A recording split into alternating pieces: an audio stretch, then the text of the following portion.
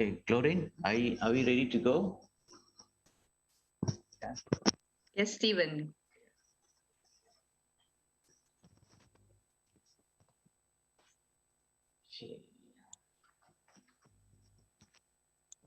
Good morning, everyone. May the peace of Almighty God be with you.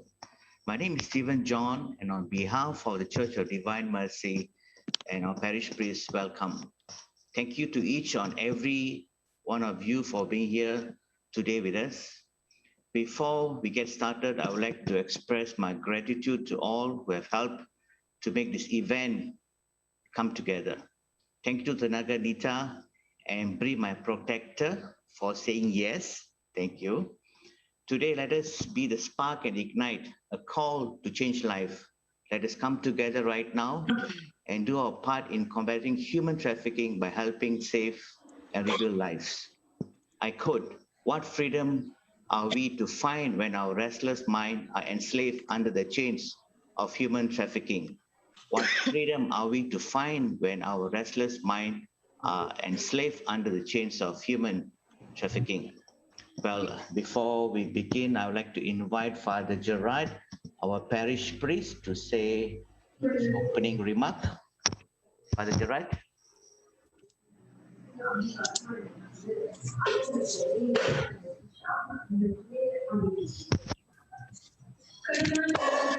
So welcome everybody. This morning it's an opportunity to share this time together to look at a serious problem in the life of the country and to allow ourselves to be drawn by God in the direction of what He would like us to do in terms of addressing unfreedoms that people are facing.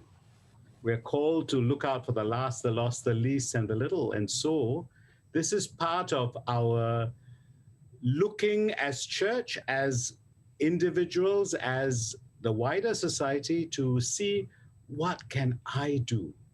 I'd like to welcome you all. I noticed there's a whole lot of people on Zoom, including our Archbishop. Welcome.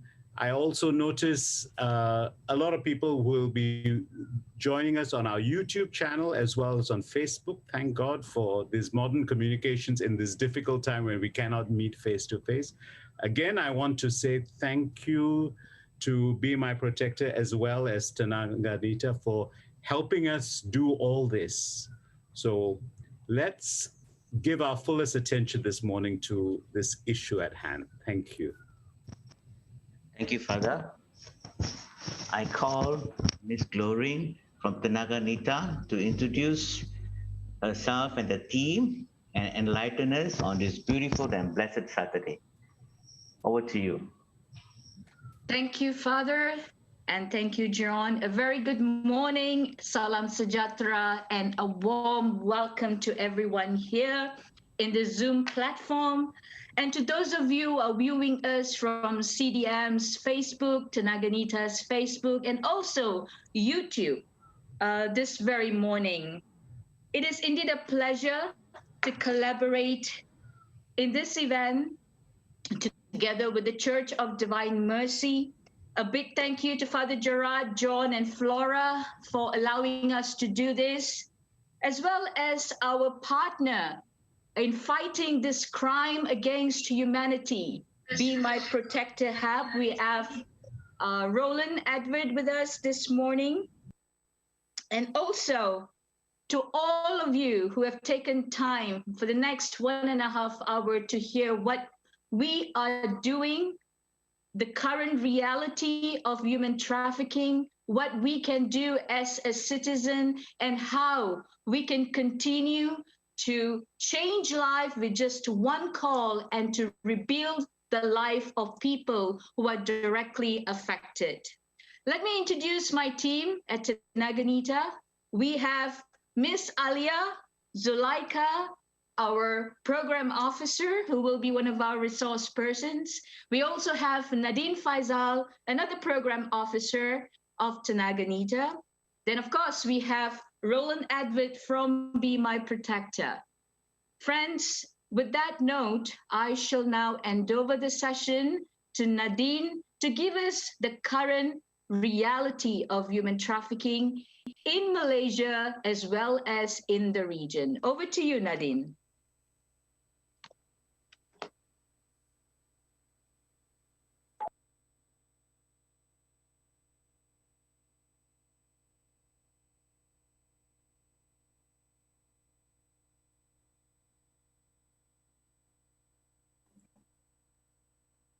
Okay. Hello, can everyone hear me now? Okay, awesome. So I would like to begin by saying again, good morning, and thank you so much for extending the invitation. It's always nice to talk to people of faith, even if it might be a different faith. So on this blessed Saturday, I would like to give the greeting, the Muslim greeting, Assalamu alaikum, which is may peace be upon all of you. All right, so to begin, I'll give an overview of how we're going to go about this presentation. We will start by going over the current reality in Malaysia of human trafficking, and then we'll go into a couple of actual cases so you can see exactly what it's like for these victims due to the issue. All right. And at the end of it, we will give you some pointers about how you can be involved and how you yourself can help curb human trafficking in Malaysia. All right. So, human trafficking in Malaysia is indeed a crisis. Human trafficking in Malaysia is actually quite well documented. We are all three an origin. Recording in progress. We are an origin country, transit country, and destination country. So in terms of destination country, people are trafficked from abroad into Malaysia to work under poor conditions, forced labor conditions, and become human trafficking victims. Some common country sources are Bangladesh, India, Myanmar, plenty of other places from further away, Uzbekistan, even South America. In terms of transit countries, Malaysia is also, due to its strategic location, even since the Malacca days, Malaysia is also a transit country in the wider network of human trafficking. So traffickers will bring victims that they recruit, that they obtain through Malaysia to bring them to a third country. And lastly, it might surprise you, but Malaysia is also an origin country for human trafficking, meaning our own people, our own citizens become victims of human trafficking. Or also people from communities who are in Malaysia, plenty of refugees, etc., are born in Malaysia, and these communities are particularly vulnerable to human trafficking, but also stateless people, but also people in the rural areas. These would be examples of communities who are vulnerable to human trafficking, and they do get involved in, they contribute to our status as an origin country for human trafficking as well. Next slide, please. In fact, the human trafficking in Malaysia has elicited international attention. Let me draw your attention to this report, which is the Trafficking in Persons report. It is an annual report produced by the State Department of the USA. It is regarded as an annual monitor for countries all over the world in terms of how they are performing in terms of curbing human trafficking. And last year, we were on Tier 2 watch list, which is already a poor place to be.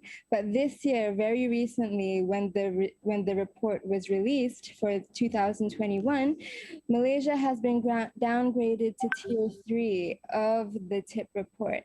What does this mean? It means that the government of Malaysia does not meet the minimum standards for the elimination of trafficking despite efforts.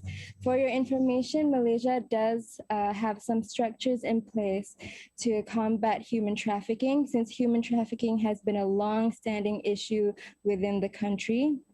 And there are efforts being done to reduce the victims involved, increase convictions. However, still we have a long way to go, and Tenaganita continues to communicate opportunities of improvement. Next slide, please. All right, so Trafficking is inseparable from the issue of migrant workers.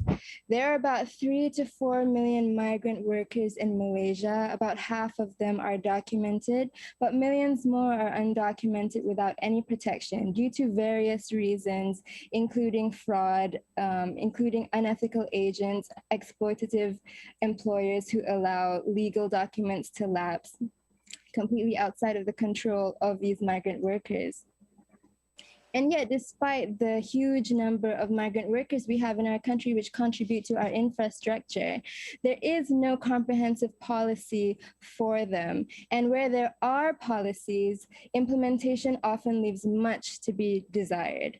So therefore, in status quo, there is so much corruption and cruelty that occurs in this community. And this leaves them vulnerable to trafficking. It leaves them vulnerable because they have no protections of rights against abuses, social dislocation, profiteering, and essentially a lot of them fall into the situation of modern day slavery. And in the next slide, I'll show you what conditions they face. So exploitation of migrant workers is also widespread. A lot of them face forced labor conditions. A lot of them are trapped in debt bondage. Perhaps they came over with the promise to pay off their fees, in the cost of coming over from their salary, but that leaves them almost like slaves and the cost is often exorbitantly high.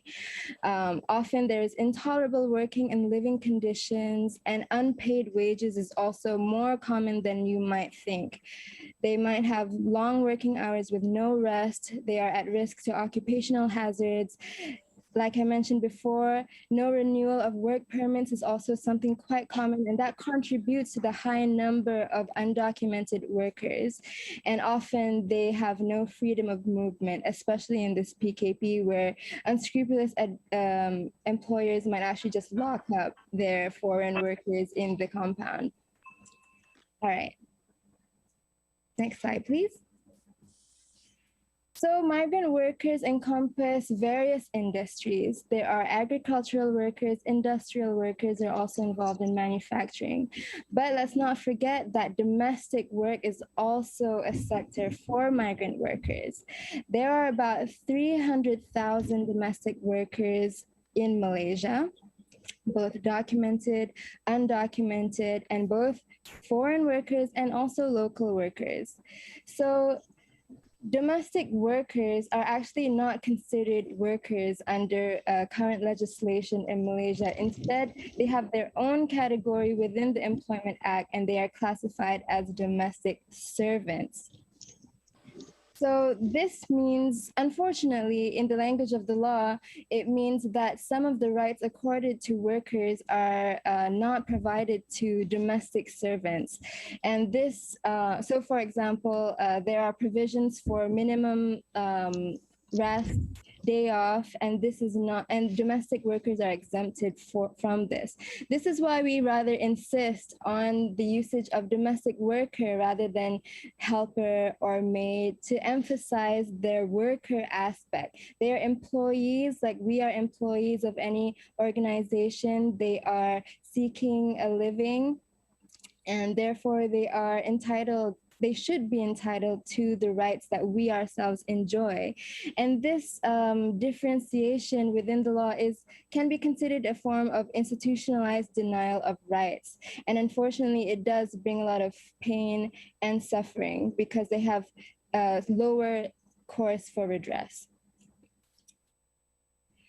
So domestic workers are vulnerable to human trafficking. A lot of them, there are multiple cases where they face physical and sexual abuse, no day off, substitution of contract, meaning they aren't working what they expected to, unpaid wages.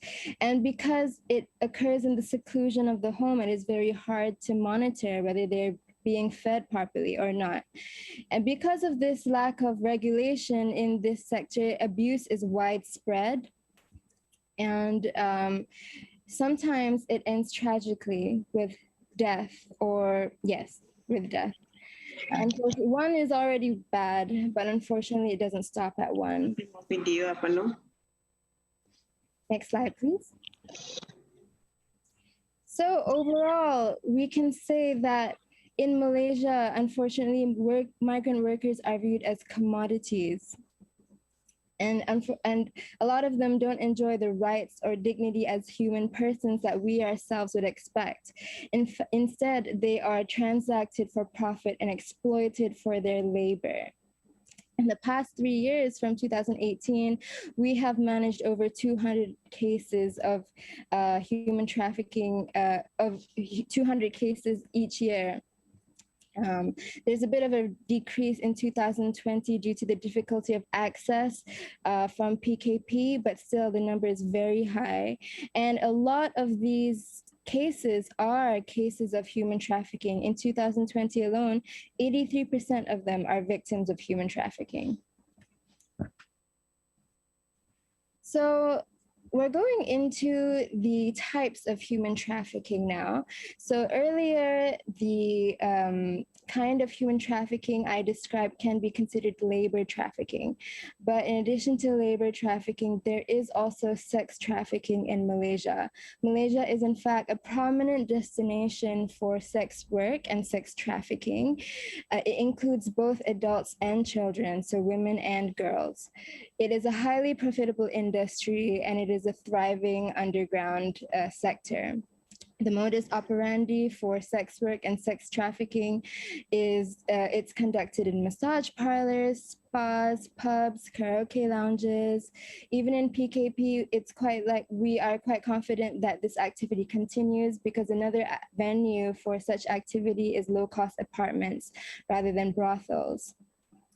Sex trafficking would also involve male brides, mail order brides, where women are enticed into arranged marriages in Malaysia. In some cases, they are also later forced into prostitution.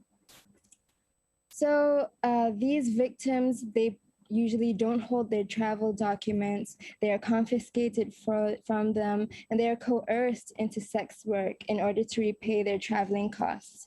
Perhaps they didn't expect to be brought over to Malaysia for this kind of work, but they find themselves in a very, very bad situation when they find what the actual intent of their agent was. And they are often threatened with imprisonment for any attempt to escape or to bring up their concerns to the employer or the agent. Next slide, please. Sex trafficking and sex work would also encompass pornography, and that would also include child pornography. And there are quite a number of cases reported in Malaysia. In 2016, a British teacher working in Malaysia sexually abused 200 children himself. He even wrote a guide for similar people, which was found.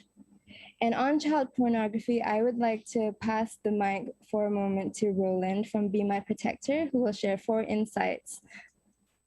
Right. Thank you so much, Nadine. And just to get straight into the child pornography in Malaysia. So before I share about the 4 points, is one thing to note that child pornography, we did a research recently, and this research shows that 78% of children in child pornography are between the ages of 3 to 13. That's right, it's 3 years old to 13 years old. And it's also disturbing because even 0 to 2 years old, there's also a small statistic there.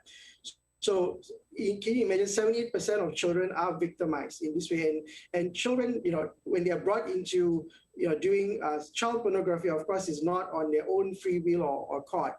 And one of the 4 insights on child pornography in Malaysia is we combat against, number one, a culture of silence and shame, right? So when people want to step forward, when the child wants to step forward, instead of listening, we ask them to shh, and we say that, oh, don't shame your family or shame your name or status and things like that.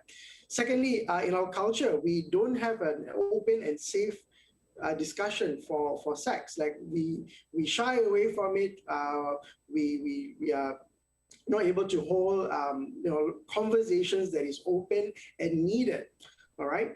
Thirdly, we also found out that because we also have a duality in our law system that also allows child marriages as well, which is also can feed into child pornography as well. And the fourth thing, which was also very interesting when I found out, was between 2015 to 2018, there was 400 websites in Malaysia that was reported for child pornography. Now, mind you, one website doesn't have one or two, videos. It can be up to thousands and thousands of videos. And the scary thing about that is our service providers are not obligated to block or report child pornography on these websites. All these cases, all these sites, 400 over sites that was blocked between 2015 to 2018 was because of public complaint. So it is very real and it is very, very scary. I'll pass the mic back to Nadine. Thank you so much, Roland. Yes, these are 4 factors that contribute to the huge issue of child pornography in Malaysia.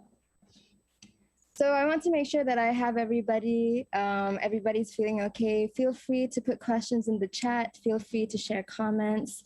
If you didn't hear something I said, you can also please feel free to react, put your hand up, and I will try to respond.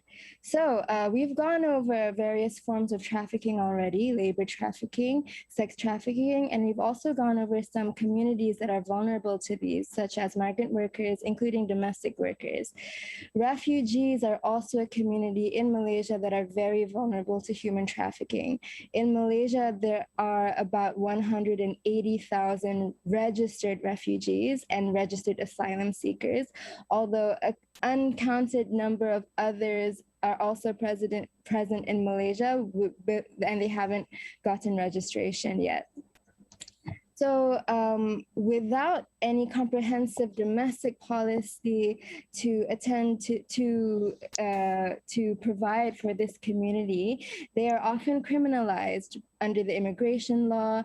They are viewed as undocumented, and regardless of their fleeing from prosecution, are themselves made victims and arrested and perhaps repatriated to the country where they came from, where they faced the threat in the first place. Refugees, a huge number of them incur smuggling debts in the course of them trying to flee their country. And also in that process, the traffickers subject them to exploiters. Where children are very vulnerable in refugee communities.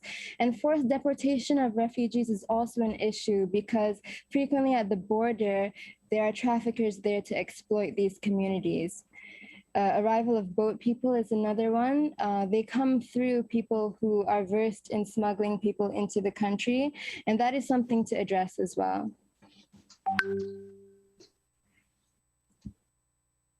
It is very severe, the kind of abuse that can be found with this community, and nothing illustrates it, perhaps nothing illustrates it as clearly as the death camps that were found and that were exposed in 2015 at Wang Kilian.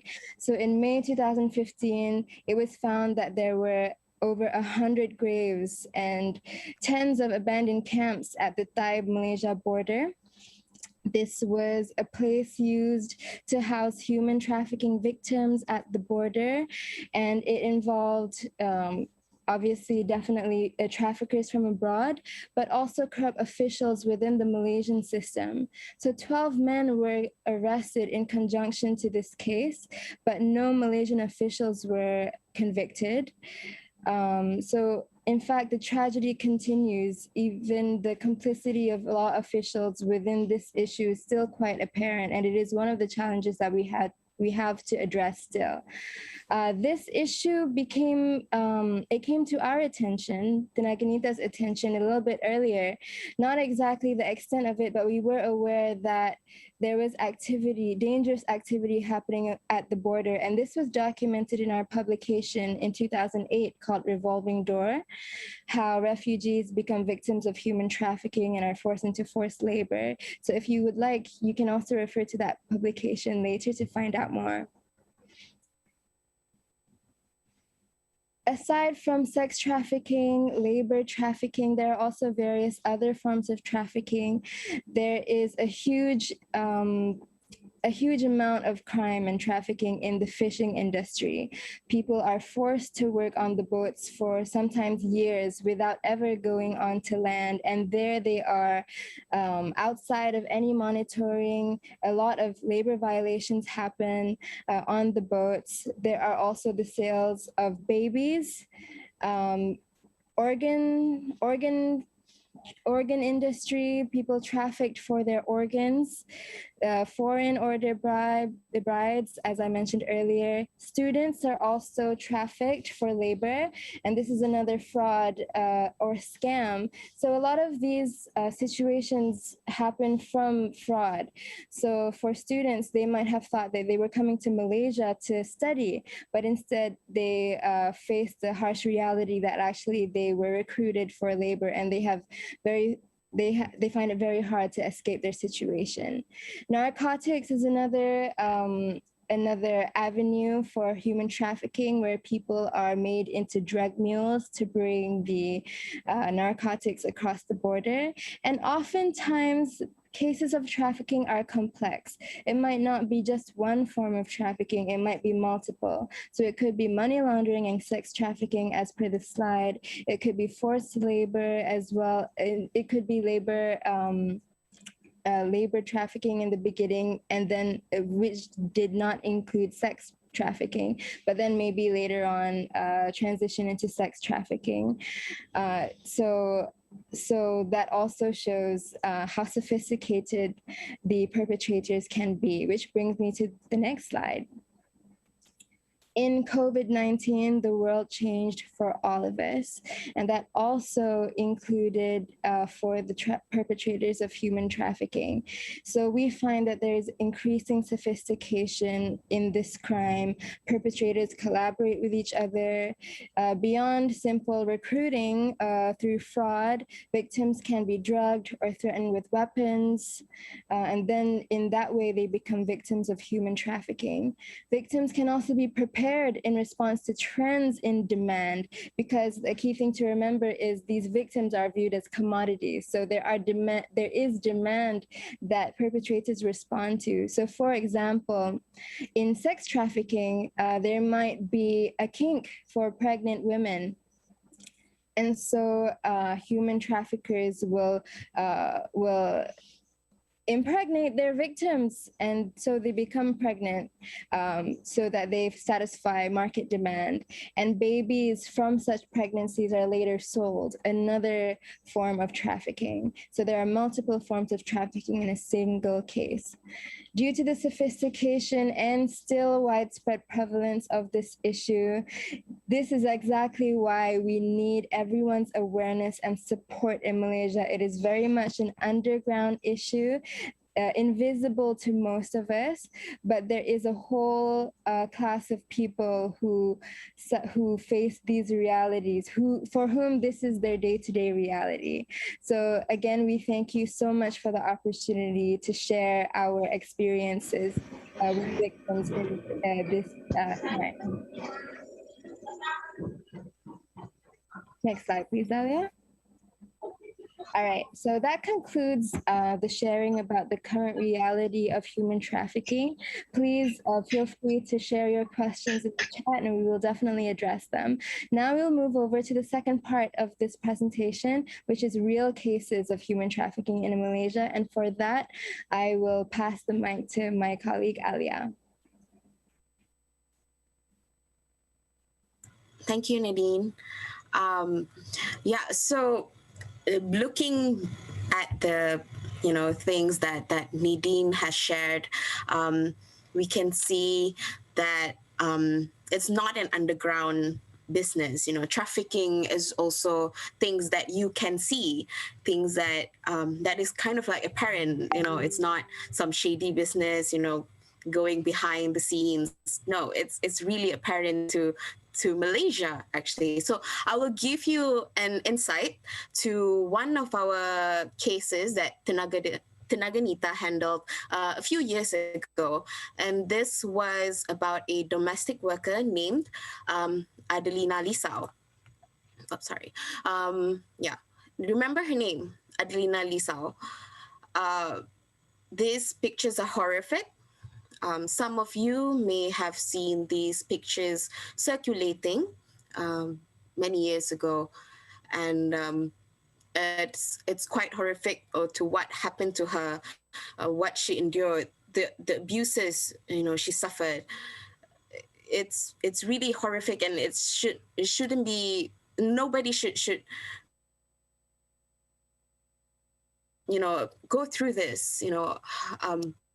And to give context to those who not known or forgot about her story, I will show you a video about what happened to her. So let's have a look.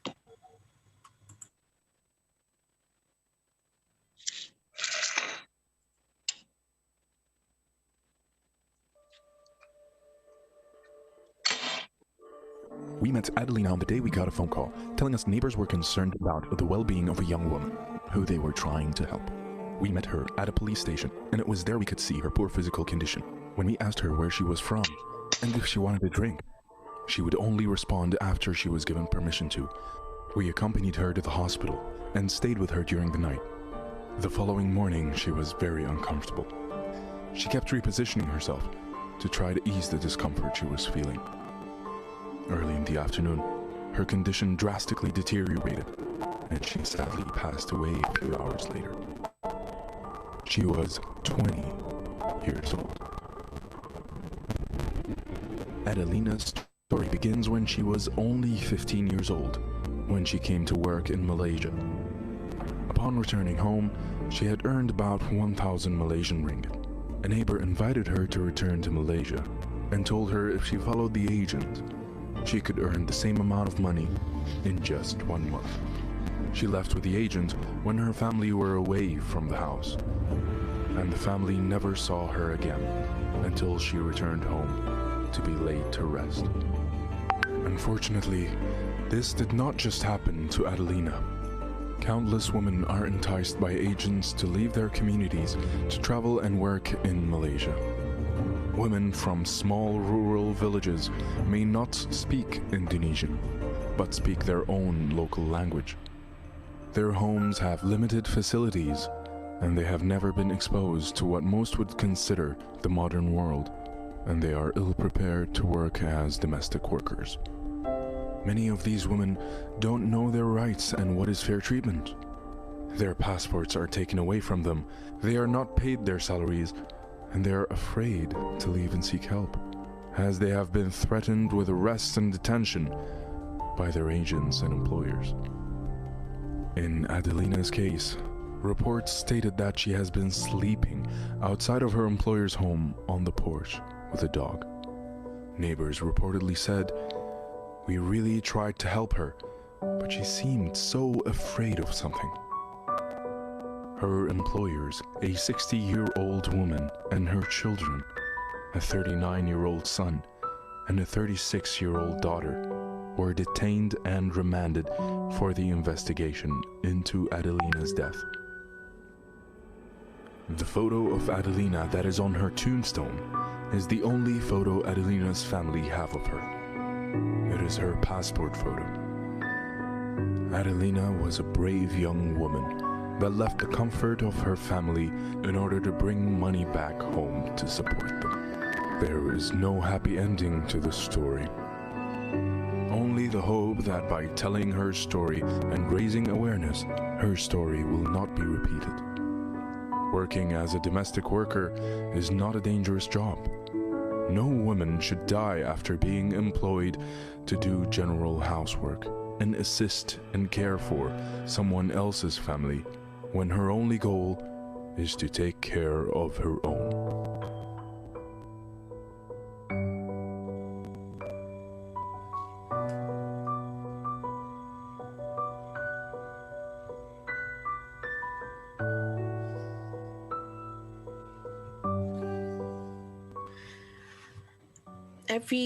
Every time we watch this video, we are reminded that a lot of domestic workers around the world face this type of exploitation, this type of abuse, and that they suffer from many horrific conditions that sometimes unfathomable to people.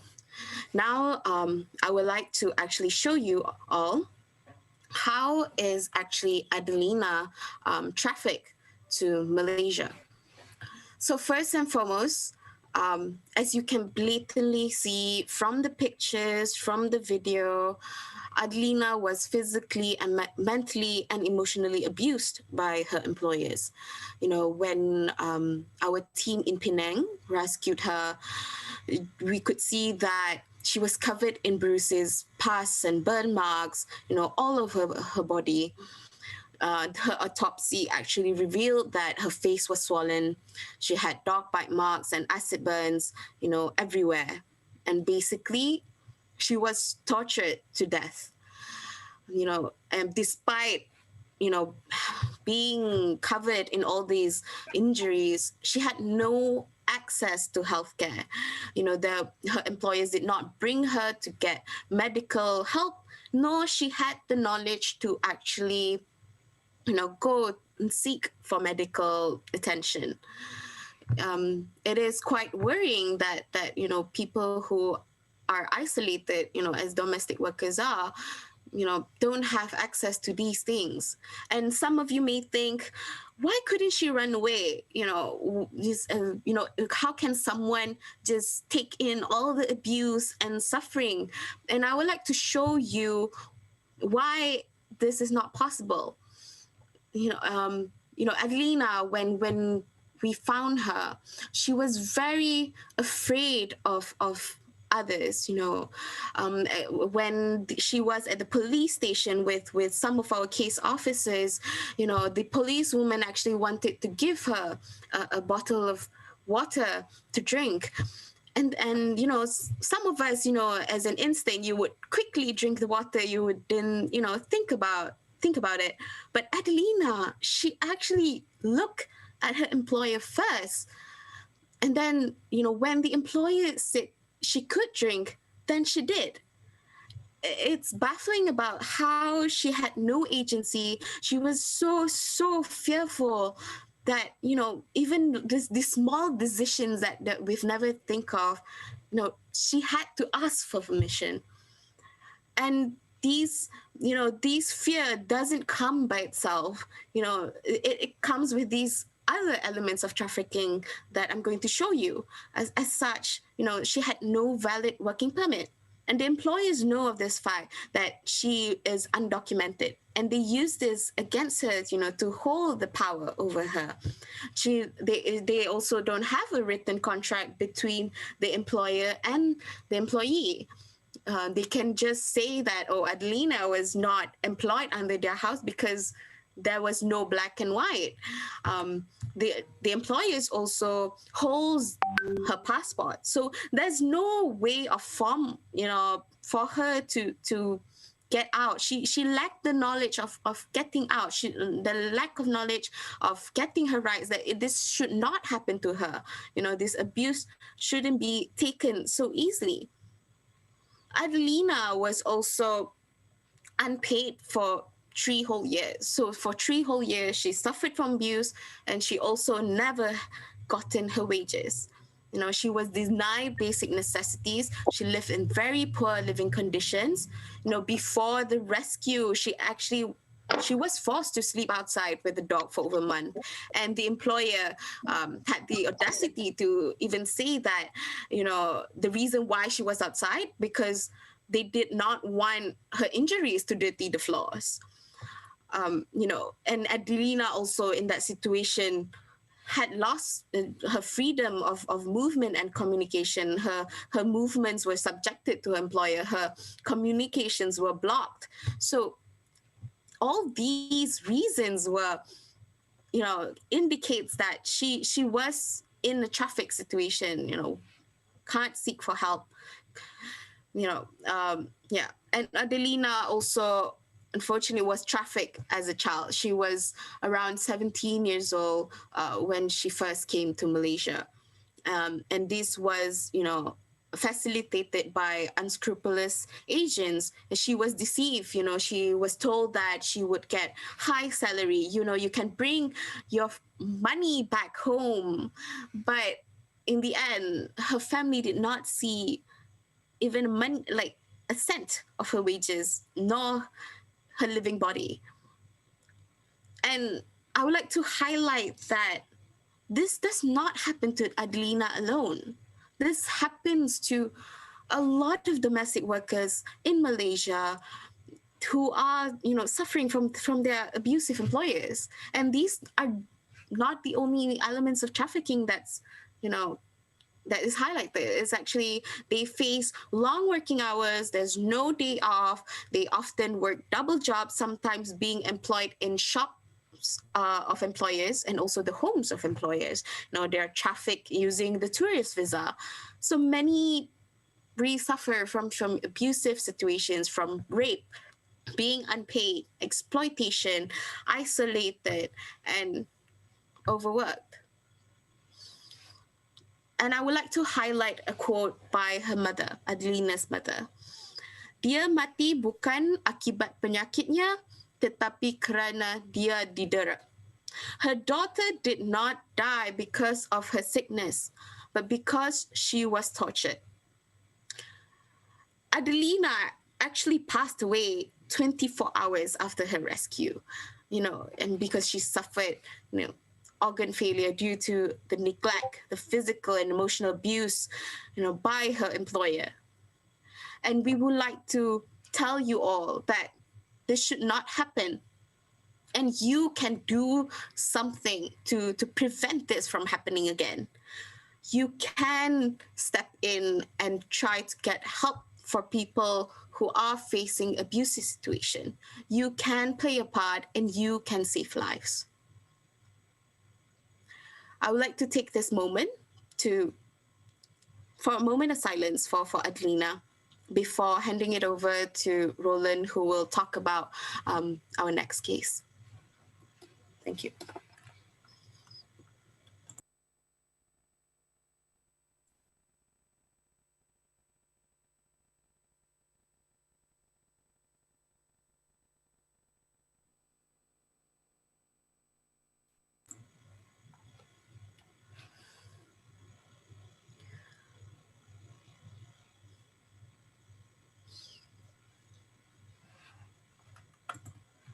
Roland, over to you.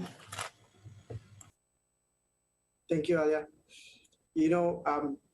Just to echo Alia, there's every time when I hear about this story, like it brings me to tears. I'm actually very emotionally, affected by it, and it should, it is a very uncomfortable thing because this is happening, in our backyard. And I would like to share with you also a case that actually came through our Be My Protector app, and we will share with you more about the app later on. But again, this is a case, one of the cases that was reported to us last year. So in November last year, we actually received a report of a potential hotel that was running a prostitution den. So what we do is when we get our reports, we work with local law enforcement, and we actually went down to do some investigative work with them. Just the first round of information gathering. So once we had the information, we passed it on to the local authorities. And what I can say that, in the first case that Alia shared, it was a tragic situation where in a sense that life was lost. And it's really, really, heart-wrenching. However, in this case, I would like to say that between November and up to the investigative work and with our task force, with the police, they were actually able to actually save 8 girls from this prostitution den. And in January, there was a report that came out in the newspapers that spoke about this case. And when we checked back, it was the same location, it was the same address of our report.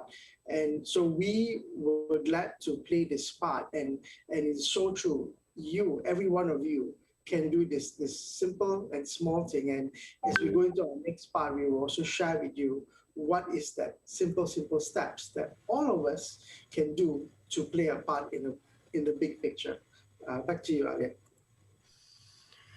Yeah, thank you, Roland. So, like I said, you can, like Roland and I said, you can play a part, so what can you do?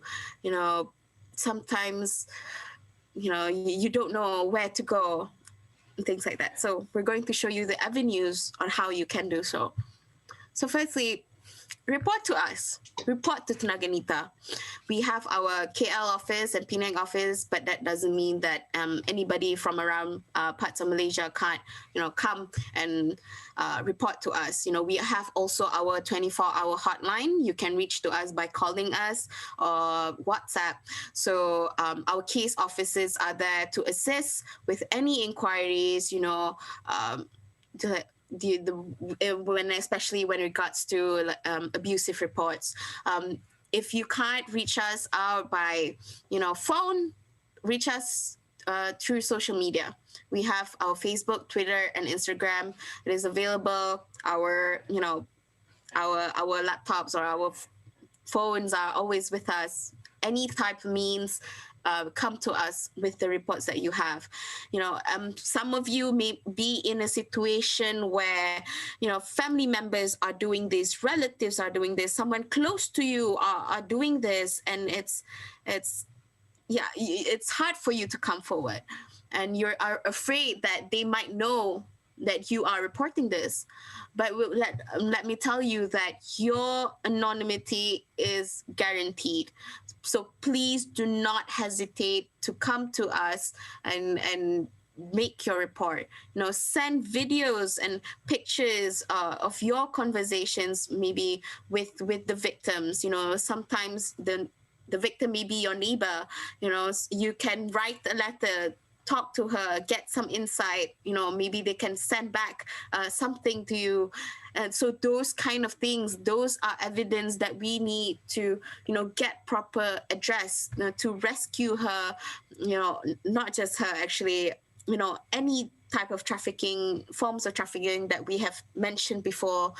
Just let us know and tell us, what exactly you have seen, what types of abuses that he or she have endured, and talk to us. Like I said, really important, your anonymity is guaranteed. So do not hesitate. We also have cases where, recently actually, a sister actually reported her brother for abusing a domestic worker. So her bravery of coming forward actually enabled us to, seek help. And that girl actually managed to be brought out, and she was repatriated back to her home country. So that was a successful case. And we have multiple of successful cases also. So yeah, please come forward. And I will pass on to Roland also to talk more about the app that you can use other than this method. Thanks, Alia. So, Be My Protector, if you never heard about us, we are an NGO as well, and we offer every Malaysian, actually anyone in this country, the opportunity to report human trafficking and child exploitation, right? We are in partnership with Tenaganita. In fact, Tenaganita helped us to actually launch our app as well back in 2018. We are the first app in Southeast Asia, right, that enables anyone and everyone to be able to report any suspicious people or activities safely and anonymously, and where we will then work with different partners as well as local law enforcement. Our mission is to reach rescue and restore. And of course, I will always say that, before a person becomes a victim or survivor, we want to have a reverse step. We want to prevent that from happening, right? And this is how, how you can do your part as well, in making a change in our country. Next slide, please.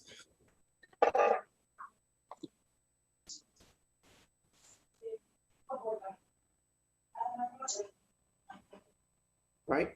So if you have your phones with you, right, you can actually scan the QR code that is on your screen right now.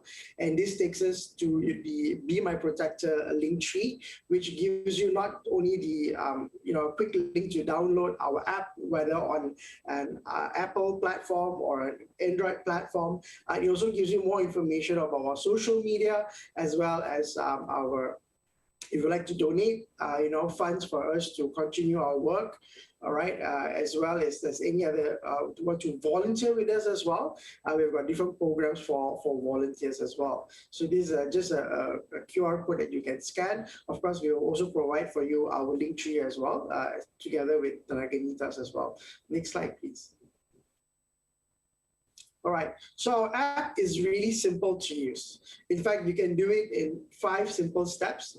Of course, some of you are going like, wait a minute, Roland, I see 6, because there's one optional step. But if you can fill up that step, that would be great. So once you download our app, how you can report is you just need to snap a photo. That's the first thing. Indicate whom the report is about. And some people have also used this to report about their own self, right? So you can also self-report, right? We had a case where a girl was being abused and she used it to report herself, right? The location of the report. So the good thing about the app is it actually captures the geolocation automatically when you enable it. So you don't have to key in the location yourself. Number 4 is actually important, but again, if you want to be anonymous, it's completely fine. But if you fill up your details, if we want to, gather more information, that would be really great, because some of the cases we need more information for us to be able to bring it to the next level of, law enforcement. Number 5, we've got quick check boxes, as you can see. Maybe it's not so clear on the picture, but when you download the app, you've got, children, labor, and sexual, and then you've got different categories as very simple tick boxes. You can just tick, all right, and then the severity, all right, at the bottom. And just before you submit, you can also put in more additional information that will really help us. So again, more information is good to have rather than less, so that we're able to find out, we're able to process the data, and we're able to actually bring it to the next level with law enforcement. So it's just very simple. Next slide. Right? So these are our needs, all right? So what we need is we're actually asking people to download our app. The reason is it's not just about downloading the app. It's actually a simple and efficient tool that everyone can have in their pocket, right? Imagine a tool that can save a life. All right. Of course, like I said, we need sponsorship, donation drives to be able to, fund our projects, as well as to develop the app, to bring it, to upgrade it and update it, for more, upcoming and recent times. And of course, we also have a volunteer program, can help us to spread awareness, to understand the needs, in our own country, in our own backyard. A lot of times people say like, oh, I watch movies like Taken, and it's happening, in America and in Europe and things like that. But a lot of these things actually happen in our backyard, and basically, before I end and pass the time back, I always like to ask people this question. I said, we all have loved ones, right? Now, the fact is, you are not going to be able to be with your loved ones 24/7 to protect them or to be with them, correct? Wouldn't you want someone to be there for your loved ones when they need it? And of course, people will say yes. And if you have said yes to that, why don't you be there for someone else's loved one? Right?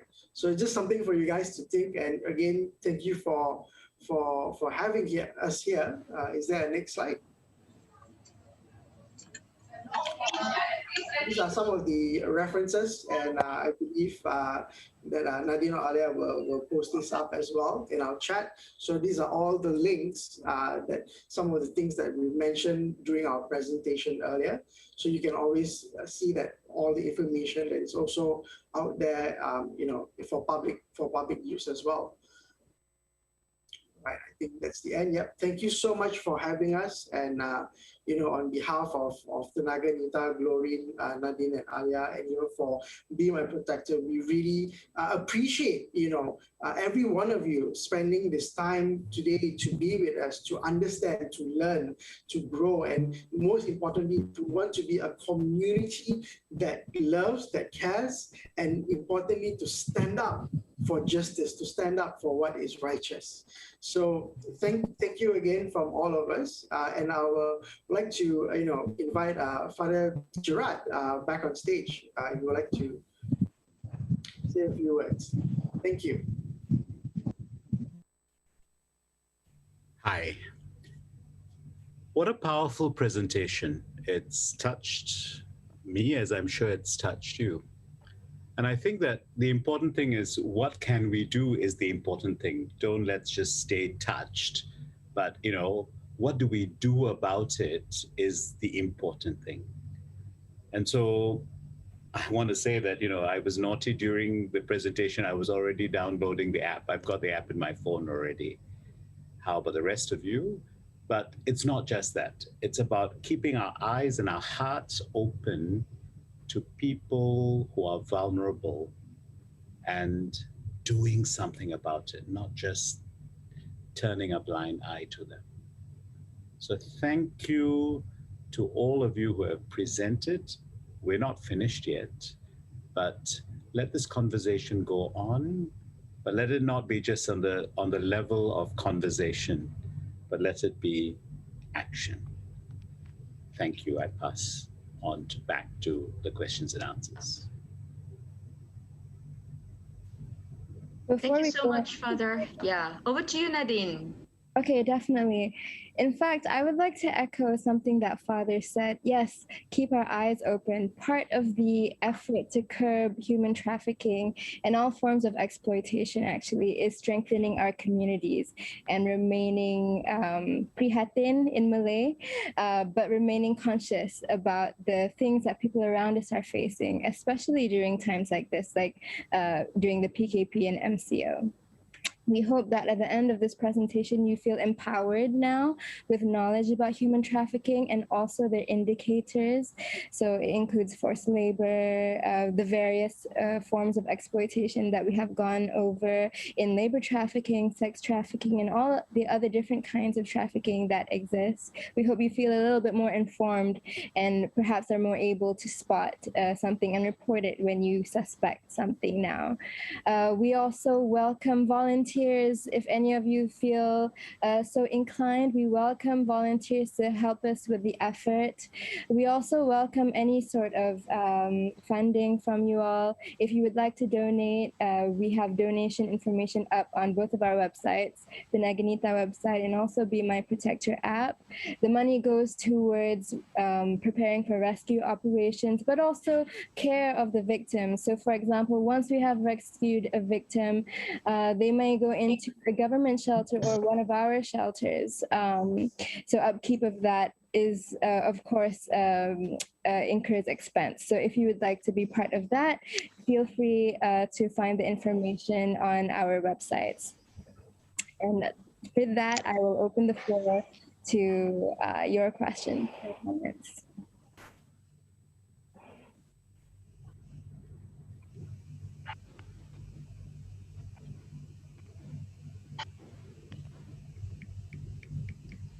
We can always raise our hands using the reaction, and we can notice you to respond to your questions, or you can actually type it in the chat box. We can do the same. Some of us have been responding to the different questions, but if you like to ask the questions again to the panel speakers, you can do that as well. Can I ask? Most certainly, yes. Father George Harrison here from CDM. Brother Gerard is downstairs and I'm upstairs.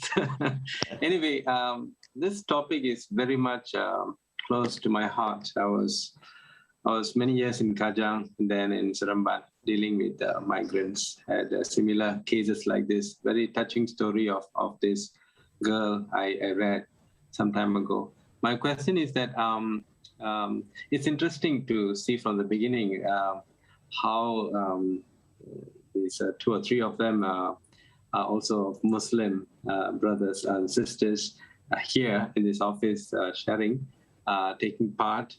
I also see that my question now is about how we collaborate this mission of opening our eyes and getting into action, Turun Padang. In Malaysia, in our context, we have multi-religious, multi-faith. I don't know today how many of these different faiths are listening and taking part.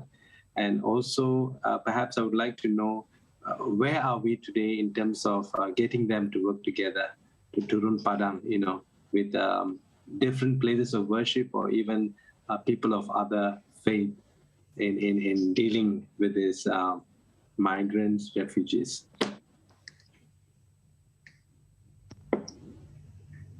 Speakers, you want to respond? And some of us can actually add on. Alia, Nadine, from your thoughts.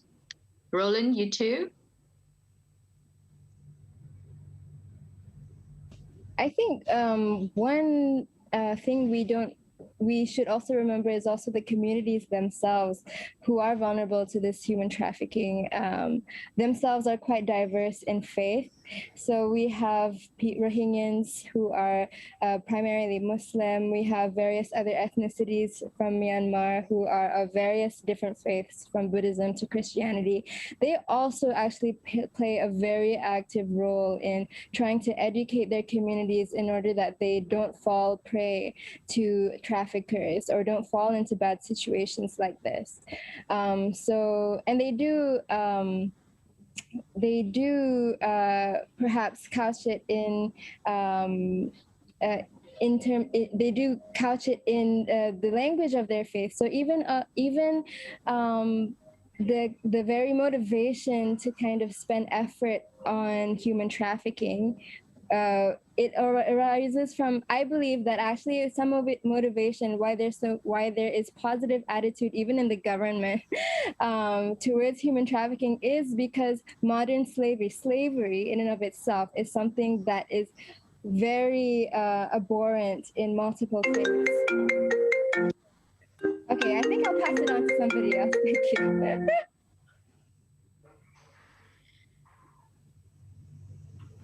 That must be our hotline. Alia, do you want to say anything? Already the hotlines are ringing. Okay.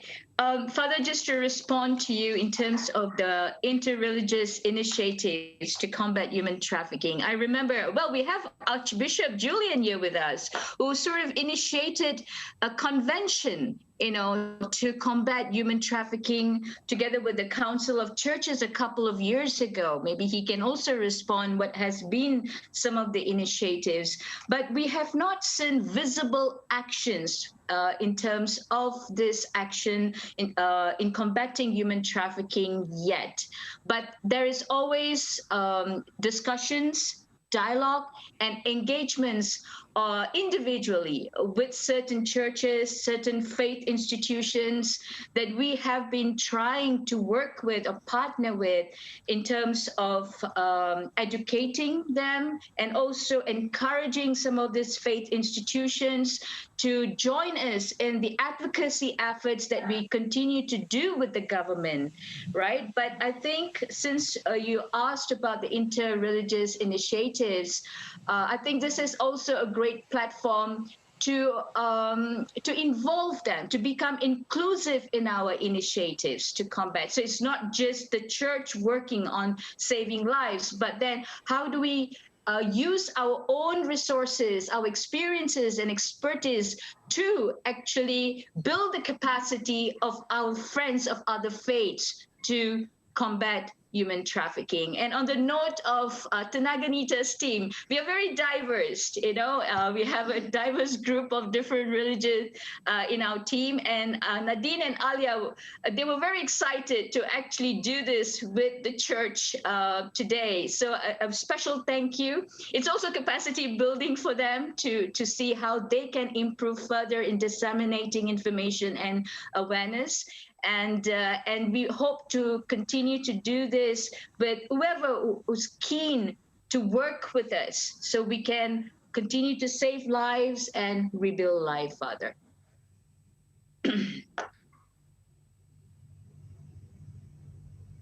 Archbishop here. Is it okay I say a few things? Most certainly, Archbishop. Yes, yes, Glorine, we did an interfaith, not a, I think you mentioned too big a word. It was just coming together to sign a declaration, all the main religions, even the Mufti at that time, Dr. Zul, he couldn't come for it, but he supported the effort for the interfaith group to highlight this scourge, I believe, on our country and in the world. And I think we did a subsequent one also to promote this thing. But while all these efforts, I think what Tenaganita is doing is so commendable.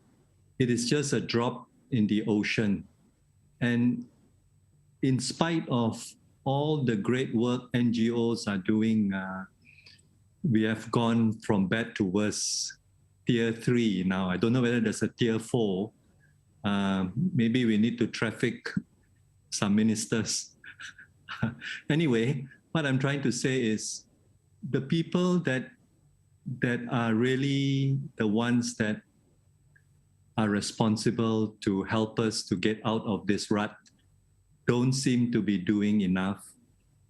And while all of us are trying to do our little bit, how can we pressure the necessary authorities?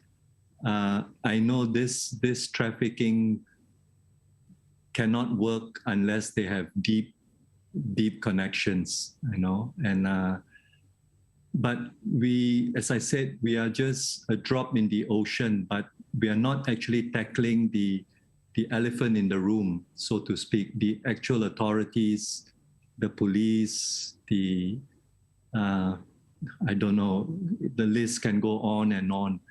How is there any effort or international pressure? Perhaps they will only listen with tier 3 or tier 4. There'll be sanctions against Malaysia. Maybe that will wake them up a bit. What we do may just be a prick only, So what else can we do besides reporting, besides seeing at the ground level, but structurally, systemically, what are efforts being done by yourselves to pressure the government? Thank you. Any response from the panel? Probably a brief on the IJM project of what we are doing with the government. Yeah? Alia, you can go ahead. Okay, so what Tenaganita, what we are currently doing is actually collaborating with international organization and also a local organization to help create a systemic change in Malaysia, where we will want to see an increase of prosecution and conviction against traffickers, basically, and abusive employers.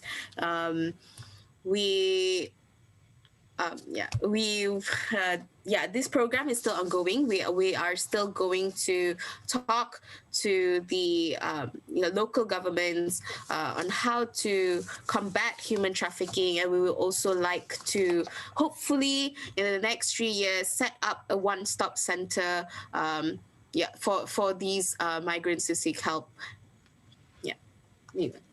Just to add on, Archbishop, Tenaganita, together with Global Shepherds, are also the members of the National Council on Anti-Human Trafficking. And this is a council that consists of all enforcement agencies, as well as relevant government agencies as well, or ministries. This particular council is aided by the Home Ministry.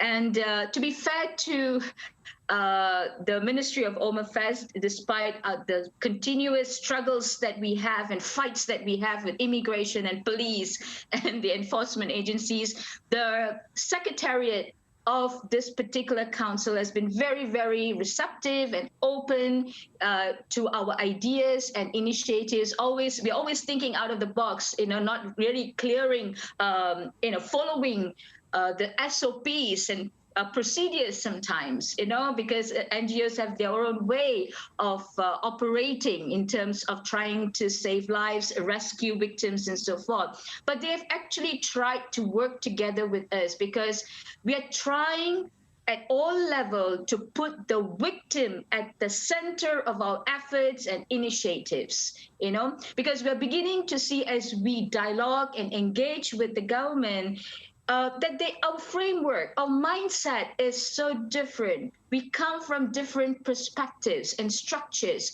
The Ministry of Home Affairs, and particularly with immigration, they look at every victim, who are majority of foreign workers and foreigners themselves, as a national security framework, right? Then you have the police, who will only look at the crime framework. Then we have NGOs who look at victims and human rights framework. I think this is also has been a tremendous challenge for us. How do we sit together and all of us look at them as a victim-centered approaches, that needs to be developed and designed, because ultimately it's about the victims, So there are so many different engagements that's been going on in the past 5 years since we have been invited as a council member. It's not been easy, everyone, Archbishop, working with governments, trying to change their mindset. It's not easy at all, but there is always hope. I think one of the questions from Father Bernard earlier, is there any hope at all? I think all our efforts and initiatives is based on hope to bring about changes.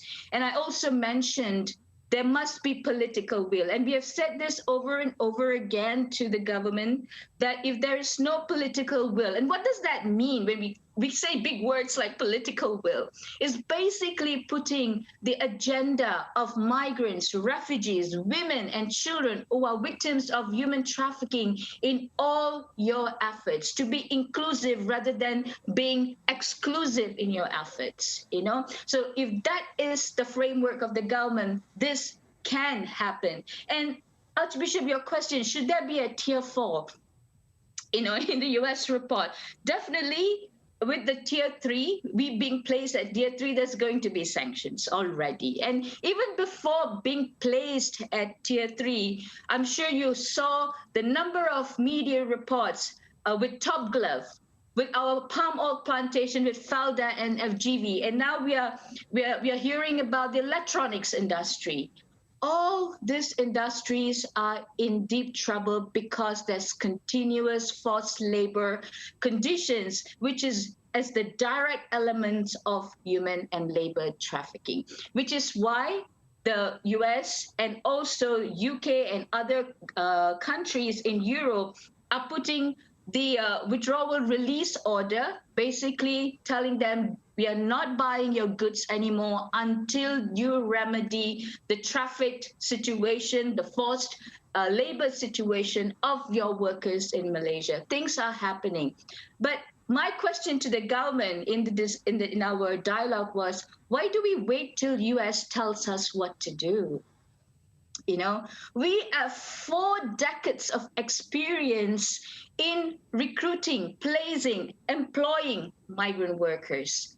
and in the issues surrounding sex trafficking. It's nothing new. We have experts, we have resources, the wealth of information that we have, that which can be transferred into toolkits, into actions, but we are not paying attention. We are not using what we have. We really don't have to wait, till US tells us. And one example, when we were given the opportunity to talk in church, organized by the Good Shepherd Sisters years ago, we pleaded with all the parishioners. In fact, we told the parish priests, can you just say from the pulpit that a domestic worker must be given a day off? Because we knew many of the parishioners were employers of domestic workers. It starts from there, that one action that allowed employers to actually open the doors of their home to other domestic workers to come in and join, in that area. 10 domestic workers will gather in each employer's house for 2 hours. Now that is something that we want to see at the ground level, because in that 2 hours, even despite the COVID situation right now, give them the freedom of communication, freedom of maybe even talking to a friend, rather than being fearful what she will run away if I were to give her that access. I think we need to change our perspective, our mindset, if we want to bring about changes. It has to come from us. We wait for the government to actually issue policies, to enforce, to implement. But I think as Christians, our faith tells us to make changes in another person's life. And I want to go back a little bit on our faith itself. We call human trafficking as a crime against humanity. And why is it? It must be our commitment to end this crime, because for us, not only for all Christians, but also for all of us who work on this field, the word humanity, especially for Christians here, who do we relate humanity to? For us, it's Christ. And if there is a crime against Christ, then it is our commitment to end it. So I hope with that conviction, we can make changes, we can bring about changes, we can develop actions and strategies to actually combat human trafficking for all who are directly affected. Thank you, Archbishop. Sorry for that long speech, but I hope it was helpful in responding to your question. Thanks for the homily. Thanks. Yeah, I'd just like to add something as well. When we talk about, making changes as well, the reporting actually does help, because when we want to, as NGOs, when we form a coalition, when we, want to change policies in government and all that, when we have reports, when we have data, it actually helps to, not just for law enforcement and us to see behavior patterns, for example, syndicates, right? But it also helps for policymakers to, provide them the data that says like this, particular crime or this particular thing is happening in this particular, area, and this as a whole, we need to change the way maybe how we look at law enforcement. We need to change some of the policies. Maybe we need to add light bulbs in certain places, So all this data, and people might think like, oh, is this a report? Or what can I do? Oh, it doesn't make a difference. I would say I disagree with that, because every report, you could potentially not just save a life, but you could help the whole community by just those simple steps of bringing and highlighting, to us, for us to be able to, process it, to understand it, and to put it into action. So yeah, I just wanted to add on that, and that small drop in the ocean can go into ripples and waves and start a tsunami, right? That's why movement started. That's why you got Me Too movement, you got all this movement. And in fact, Be My Protector, we're going to launch wanting to launch a new movement called Speak Out, and that will be coming in the next 1 or 2 weeks. So watch out for that as well. Thank you.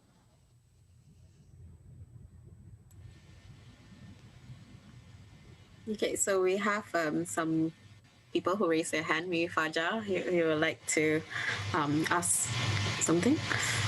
Yes. I want to express something. Can I now? Okay. Yeah, I have few thoughts about what you call it, how the church, Catholic Church especially, can respond to this by real actual partnership with whatever organizations that have been actively working on human trafficking. I know for a fact that some maybe focal points within AOHD was maybe have been and maybe still part of the right to redress coalitions. That's this right to redress coalition is an advocacy, more advocacy that is done together. So, but I think for from time to time the involvement is not visible enough for me. I think I'm as a part of Catholic Church, as a parishioners, and also part of Tenaganita, want to see really stronger involvement of AOSD representative into that what you call it, right to redress, or any other coalition that's working for betterment in the issue of human trafficking. That's one point of thought. Then second thought that I have, I think I see Archdiocese and especially AOSD as a institution, as a quite a big and institutions with a resource, of course. Then at least with ability to mobile resources. So I think if there is a what you call it, a real actual joint project working together in certain time frame, for example, adopting shelter or what you call, or any kind of project that planned and joint work done jointly together, I think that will make the what you call role of AOSD in human trafficking will be more visible and real.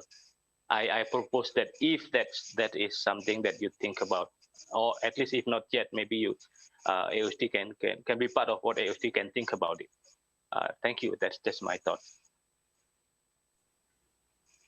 Thank you, Fajar. Fajar is one of our program managers as well as is our in-house counselor. So thank you, Fajar, for that proposal. Alia, do we have more raised hands? I think, Alia. Yes, we have Cheryl. Cheryl, would you like to ask your question?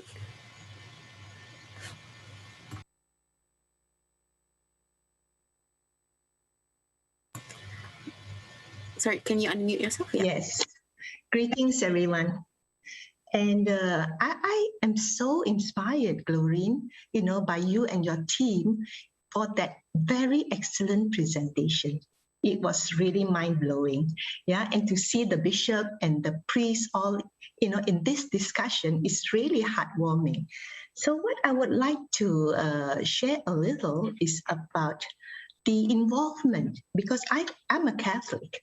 And right now, in my capacity as a consultant for the Episcopal Commission for Migrants and Itinerant People in the Bishops' Conference of Malaysia, Singapore, and Brunei, I mean, for Fajar and other friends, I would like to inform you that the bishops of Malaysia are very for migrants from the beginning. So back in 1980s, we are already putting migrants priority.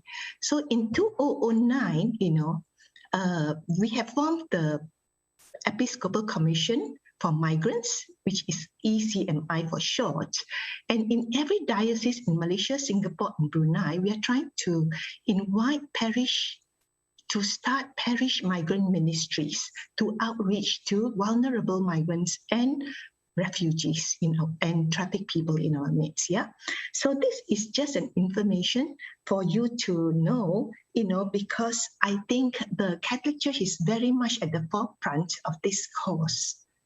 We have not only, the Global Shepherds, we also have many NGOs who are headed by Catholics. And I think, Glorin, you are one fine example of a Catholic. And also Adrian Pereira from the North-South Initiatives, yeah, and many others, yeah, who are really for championing the cause. So what I would like to suggest is this, when we talk about change, we don't talk about changing the structures out there. We start by changing ourselves, yeah. So since this is a Catholic platform, I would like to inform you that, Bishop Bernard, who is the present bishop in charge of the ECMI, is very, very committed to, to change the very, very pathetic situation, we have in our country, where we are not able to combat this problem of human trafficking and migrants in a very concerted manner. So there will be a new change of board members, yeah, at the helm in August. And this is where I think AOHD, where Josie is in charge, she has done tremendous work, this lady, to network with others, yeah, to network with other faiths and other NGOs to champion this cause. But she's only one, yeah. So this is where I see the need to galvanize all the parish migrant ministries to multiply laborers at the vineyards. There must be more concerted efforts to fan the fires of mission, in our parishes. And this means a change of mindsets, because in view of this COVID-19 situation, the misinformation and the disinformation and the xenophobia against migrants and refugees is amazing, it's terrible. So this is where, we start by, inculcating change in our parishes first, yeah. And from there, I see the need to work with other NGOs. I think the Baptist Church are doing fantastic work with migrants and refugees, Suchi and the other faith-based organizations. So is there any way there is a platform that we can sit down together and see how we can collaborate, in facing this challenge of gross proportions? Thank you. Any response to Cheryl? Any comment, feedback?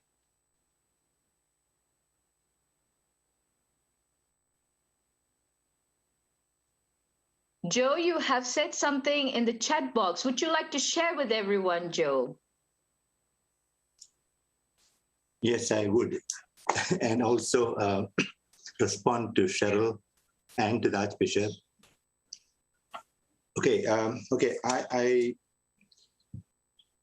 use this opportunity because this is an event that is hosted by the Catholic Church. And as a practicing Catholic, to some extent, I think I would like to speak from my own experience, because it is something that we need to talk frankly among ourselves. I know that there is AOHD.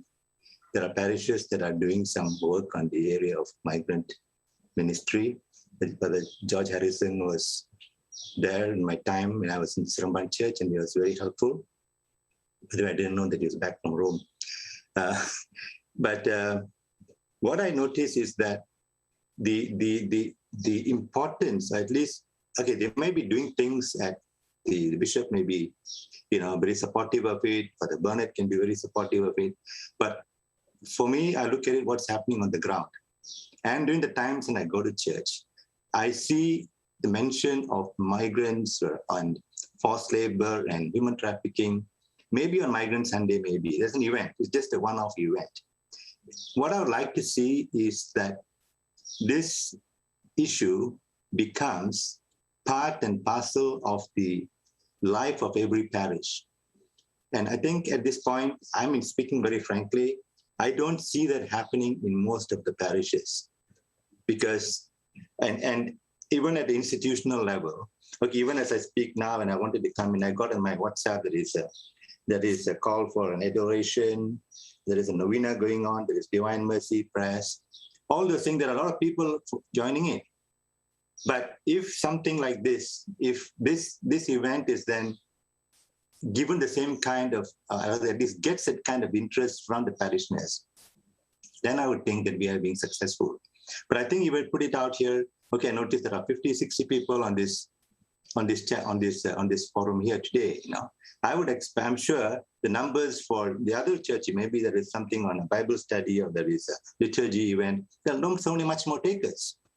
I'm not downplaying the importance of all those things, but I think we need to judge by the results.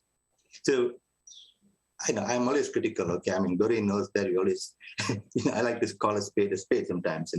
We can sit down and tap ourselves on the shoulder and say, hey, look, we're doing great things. We have a dedicated ministry and all that. But at the end of the day, what are the fruits of our work? By your fruits you shall know them, to say, right? So I think basically I'm trying to say is that we need to either re-strategize the way we are doing things so that the whole issue of migrants, of forced labor, of human trafficking permeates at every level of the church. That anytime there is a call for assistance, there is a call for involvement, there should be hundreds of people actually responding, which unfortunately I would say is not the case.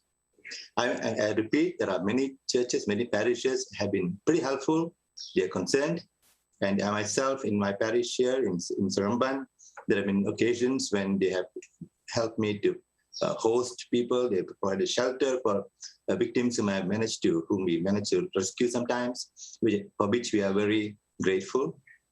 I think that kind of commitment needs to be far more widespread and an integral part of our faith life. Because I think, as I see today, this whole issue of forced labor, migrants, trafficking, all these are something that is an add-on to our faith life, which essentially consists of, as we see it, as going to church, participating in liturgy, maybe doing some Bible study, catechism class. I mean, because we have got catechism classes going on, we have got RCIA going on. Is this part of the syllabus somewhere along the line?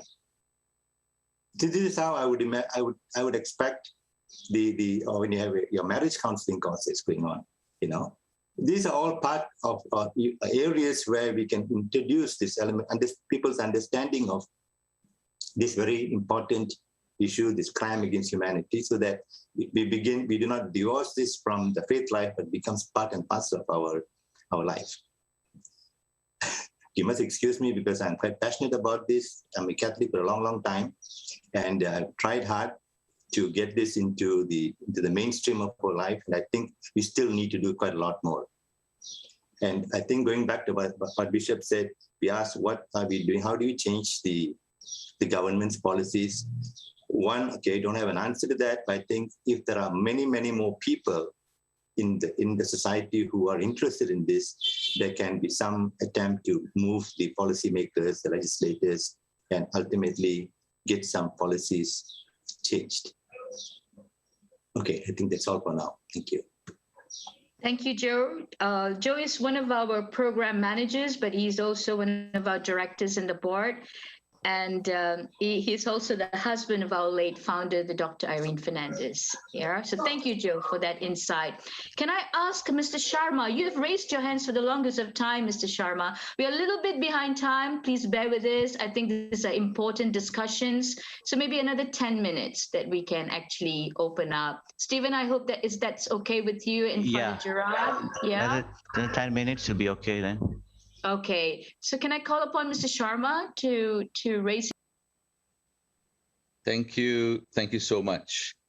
I've spent a good 30 years working as an environmental conservationist, and one of the things that we had to attend to was wildlife trafficking. And we know for a fact that the syndicates that are involved in wildlife trafficking are also involved in a whole range of illegal activities, right? Prostitution and so on and so forth. And the list goes on and on. And often in engaging with various parts of government, we find that it is all well and easy to engage in the platforms they provide, committees and task force and all that kind of stuff. But over the years, what I've learned is that one of the strategies we've applied successfully is to find people from within the system, from inside the government, that we spend longest time ever nurturing to make them become like us, so that against all the SOPs and policies and procedures that government apply to all the civil servants, we nurture them to become and think like us, behave like us, act like us, do like us. And of course, civil servants change, they move up the hierarchy, some retire and so on and so forth, but we always have a pipeline of people whom we know we need to invest in nurturing because they become the internal champions of the system that help advocate our agenda from within the system. So I just wondered if you have a strategy to apply that sort of approaches to nurture people on the inside, not just generally across the board in meetings, but to specifically identify people and nurture them to become internal champions of your cause. Over. Roland, would you like to take that question on, Roland? Oh, he's not here. Sorry, I'm out right now. It's a bit noisy here. I don't know whether you guys can hear me. No, go ahead, Roland. Okay. Yeah, I think on that is definitely, of course, I agree that the approach needs to be from the inside and out. And I think some of the discussions and some of the strategies that is coming up by not just Tenaganita and Be My Protector, but we've also a coalition of different NGOs as well. And different parties are taking different sides to look at the. I would say the issue is like a dice, right? We've got more than 6 sides, in fact, and everyone is taking a side of the dice to understand what strategies and approaches that can be done from all different angles, and that's how we are coming together. And I often, when I join, the Be My Protector, one of the things that I always say is, we need to be more organized than organized crime, because in fighting this, organized crime is an international organization that works very well as one unit in any country and in any form. So for us to be able to combat them, we need to be more organized, more well-informed, having not just policies but the right people in places to be able to carry out some of these activities that to help and enable everyone across the board. Thanks. Thanks, Roland. Doreen, you had a question. Would you like to come online and ask this question? I'm trying to see where the question is. Just a long chat box. Doreen, calling for Doreen. Hi, can you hear me?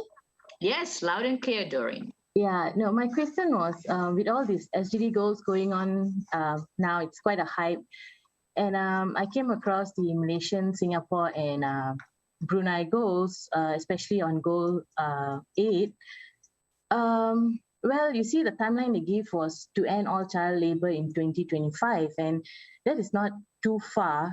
I mean, we are in 2021 now. So just want to know, with this goal set in place, how far are we from achieving this goal? Where is our government stand on this?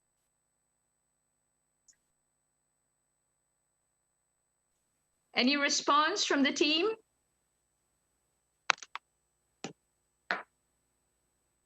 Joe, Fajar, I'm also inviting the others in Tenaganita to respond.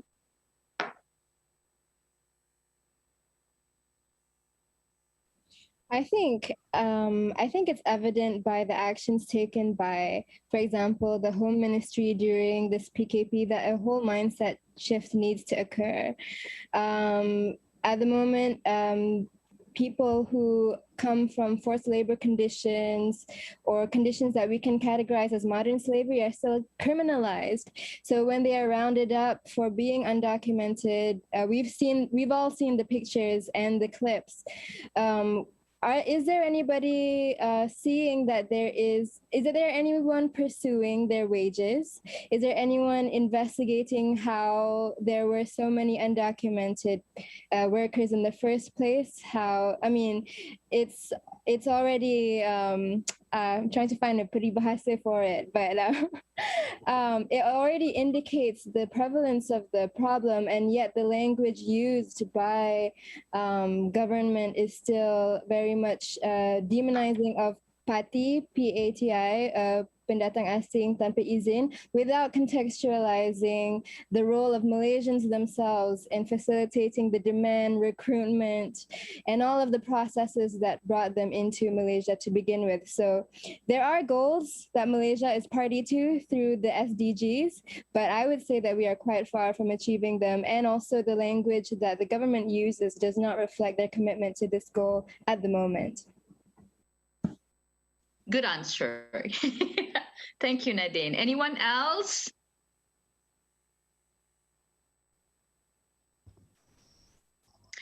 Just to re-emphasize, the Malaysian government has come up with a 5-year plan under the National Action Plan for Anti-Human Trafficking, the NAPTIP. It's a great piece of work because many different key players, including NGOs, civil society organizations, as well as grassroots organizations and community-based organizations were involved in developing this action plan, but it remains on a piece of paper as action plan. So we need to do a lot of work in implementing those action plans. And I think we are not able to do this alone. We probably loop in some of you out there who have actually raised some valid questions, but also who are representing the faith-based organizations. There is also a suggestion to have a representative from the Interreligious Committee in the National Council. Maybe that is something that we can push for, so they can also participate in the different activities and as well as strategies that's within the NAPTIP.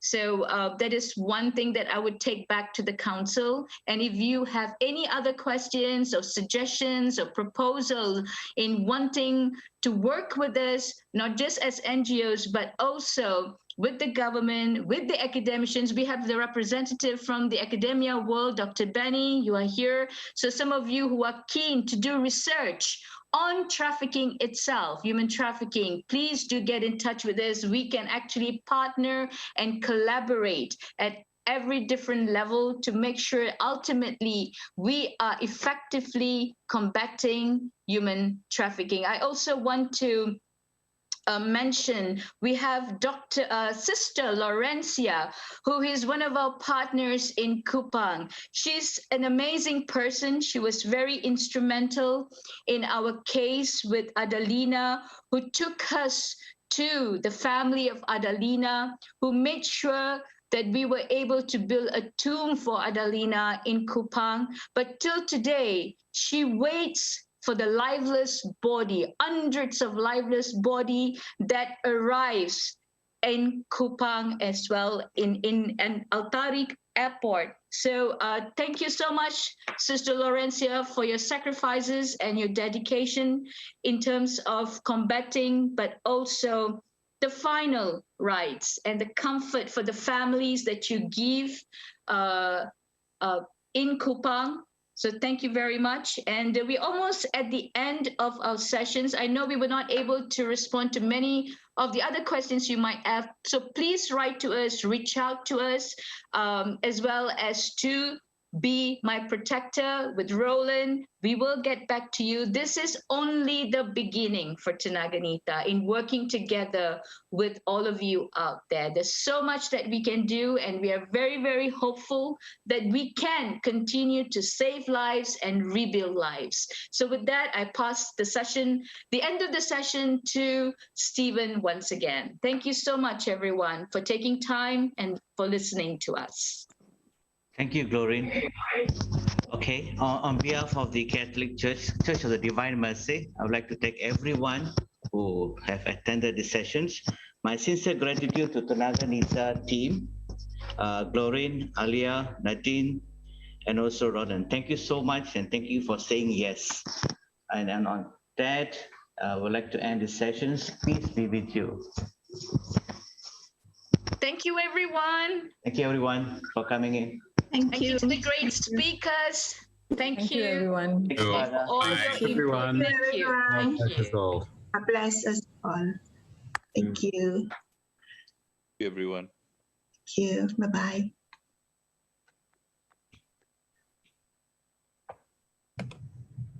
Recording stopped.